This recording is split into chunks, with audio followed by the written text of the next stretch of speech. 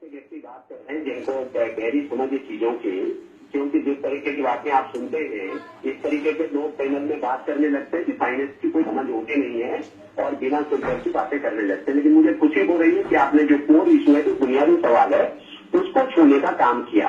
उत्तराखंड की सबसे बड़ी समस्या यही है शामिल होइए ना, कि तो आपको पता चलेगा किसको कितनी समझ है। आप हिम्मत तो करते नहीं है किसी चैनल में पैनलिस्ट बनने की। आप टीवी में फोनो देकर आप समझते हैं आप ब्रह्मा हैं, आप विष्णु हैं, आप सारे दुनिया जगत की आपको वो है। सारे घाट घाट का पानी तो आप पी के आए हैं, तो नेचुरली आपको ज्यादा समझ है हम सबसे। तो गिरगे कहने का जो आप असंसदीय भाषा आप प्रयोग करते हैं वो हम नहीं प्रयोग कर पाते हैं ना, इसलिए हमें कम समझ में आती है। सुशील कुमार जी के साथ आप पैनलिस्ट बन के आइए, तब आप आमने सामने भिड़िए। आप फोनों पे आप आक्षेप लगा रहे हैं पैनलिस्टों को। किसी भी चैनल में आपकी हिम्मत पड़ती नहीं कि आप पैनलिस्ट बन के आए। आप हैं तो देहरादून में, कहीं लंदन में तो बसे नहीं है। तो आप हिम्मत करिए, पैनलिस्ट बन के आइए और फिर देखिए किसमें कितनी समझ है और किसमें कितनी गहराई है। मैं अपनी एजुकेशनल क्वालिफिकेशन आपको गिनाऊं। हैसियत क्या है? आप अपनी हैसियत बताइए ना। आप 3-3 साल में तो पार्टी बदलते हैं। मेरी हैसियत यह है, मैं 4th जनरेशन कांग्रेसी हूँ। मेरी हैसियत यह है कि मैं 4th जनरेशन कांग्रेसी हूँ और आपकी उतनी भी नहीं है। आपने हर 3 साल में, हर 2 साल में पार्टी बदली है। आपके हम बयानबाजी बहुत सुनते हैं, बहुत पढ़ते हैं पेपरों में। आप किस तरह की असंसदीय भाषा यूज करते हैं। मुख्यमंत्री जैसी चेयर को आप किस तरह से मंद बुद्धि कहते हैं।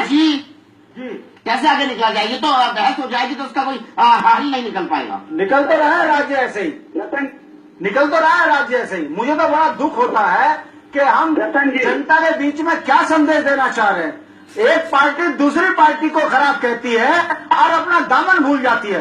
मैं मुन्ना सिंह चौहान जी पे सवाल खड़ा करता हूँ, इतने सम्मानित नेता हैं, आखिर ये बताए ना इनका कौन सा प्रबंधन है कि ये कभी भाजपा छोड़ के चले जाते हैं, फिर इनका कौन सी ऐसे प्रबंधन हो जाता है आर्थिक कि इन्हें फिर भाजपा में वापस आना पड़ता है।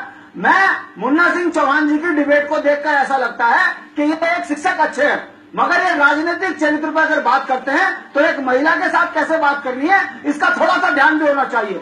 यह भले ही कांग्रेसी हो, भाजपा कांग्रेस से हमारा 36 का आंकड़ा है, मगर मुन्ना सिंह चौहान हमारे एक आदर्श नेता है।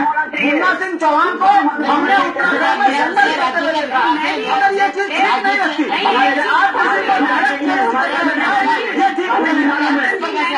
कोई पर्सनल आक्षेप नहीं किया, कोई पर्सनल आक्षेप नहीं किया, राजनीतिक आक्षेप। लेकिन इन्होंने जब सुशील कुमार जी से बात करी तो इन्होंने कहा चलिए कोई तो बुद्धिमान पैनलिस्ट वहां पर बैठा है। ये एक पर्सनल आक्षेप नहीं है तो और क्या है। और इस पर भी मैं रिटेलिएट ना करूं, ये चाहते हैं कि मैं रिएक्शन ना दूं, मैं चुपचाप बैठी रहूं। मेरी हैसियत पूछ रहे हैं। आप भी आज की डेट में आप भी प्रदेश प्रवक्ता है अपनी पार्टी के और मैं अपनी पार्टी की प्रदेश प्रवक्ता हूँ। दोनों की हैसियत बराबर है। और अगर एजुकेशनल क्वालिफिकेशंस पूछने हैं तो देखिए, बायोडेटा देखकर रखिए अपना। कोई इस देश की कोई पार्टी ऐसी नहीं है, इस देश की कोई पार्टी ऐसी नहीं है जिसमें उत्तराखंड चुनाव चुनाव मुझे क्या फर्क पड़ता है उससे? हर 2 साल में पार्टी बदलना, हर 2 साल में पार्टी बदलना और लास्ट में यहाँ के मुख्यमंत्री को गिर के कह देना, जिनकी 50 साल की समर्पण है, पूजा है कांग्रेस, उनको गिर के कह देना।